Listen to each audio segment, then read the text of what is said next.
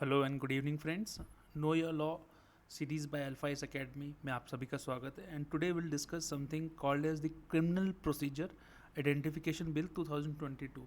अब मैं आपको संक्षिप्त में बता दूं कि इस बिल की थोड़ी क्रिटिसिज्म भी हो रही है।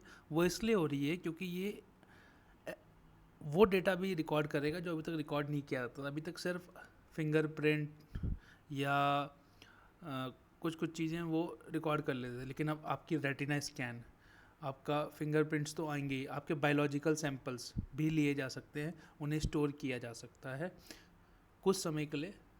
उनको वो डाटाबेस में रहेंगे। एनसीआर भी उसको देख रेख करेगा उस डाटा की, उसी डाटा कलेक्शन का कैसे कलेक्ट करेंगे कैसे नहीं करेंगे वो सब एनसीआर भी करेगा।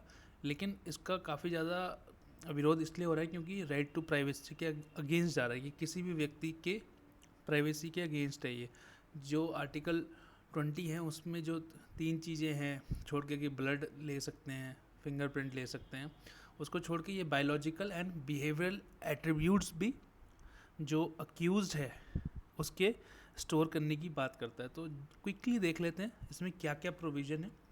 नाउ तो it provides for the collection of measurements from any convict or person arrested for any offense. Also, the bill allows the collection of biological samples and behavioral attributes also now. ठीक है।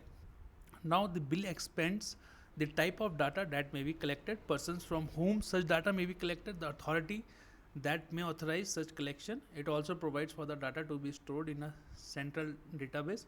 और जब ये bill एक act बन जाएगा तो ये रिपील करेगा आइडेंटिफिकेशन ऑफ प्रिजनर एक्ट 1920 को। तो 1920 में एक एक्ट बनाया गया था, वो कुछ कुछ इन्हीं चीज़ों से डील करता है, which was known as the identification of prisoner act 1920। ये जो नया बिल आएगा ये उसको चेंज करेगा। एक इम्पॉर्टेंट क्लॉज है इसका, एक सेक्शन है इनफैक्ट। तो section 2 sub clause 1, clause 1 sub clause B इसका ये कहता है कि मेजरमेंट्स क्या क्या मेजरमेंट ली जाएंगी अब जी या ली जा सकती हैं। Includes finger impressions, palm print impressions, footprint impressions, photographs, iris and retina scan, physical, biological samples and their analysis, behavioral attributes including signature, handwriting or any other examination referred to in section 53 or 53A of the CRPC 1973, that is Code of Criminal Procedure। तो अब देखिए कितनी सारी चीज़ें एक convict की store की जा सकती है। अब कलेक्ट कौन करेगा इसको? अब पुलिस ऑफिसर, और अब पुलिस ऑफिसर क्या मतलब है यहाँ पे? पुलिस ऑफिसर मतलब as in in charge of a police station and not below the rank of a head constable. तो हेड कांस्टेबल्स के नीचे के रैंक के बंदे ये काम नहीं कर सकते।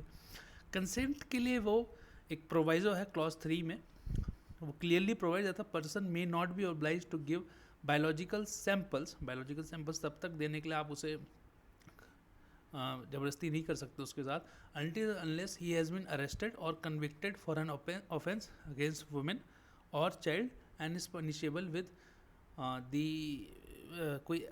कोई ऐसा क्राइम हो जिसकी सज़ा 7 साल से ज़्यादा हो। तो तब तक बायोलॉजिकल एविडेंस देने के लिए आप उसको जो है उसके साथ कह नहीं सकते उसको, जब तक जो क्राइम उसने ऑफेंस उसने कमिट किया वो वुमेन के अगेंस्ट हो या चाइल्ड के अगेंस्ट हो, या वो एक ऐसे नेचर का ऑफेंस हो जिसमें सज़ा जो है 7 साल से ज़्यादा हो। ठीक है। And who will collect and store, ये मैंने आपको शुरू में बताते हैं, national crime record bureau NCRB इसको रिकॉर्ड करेगी।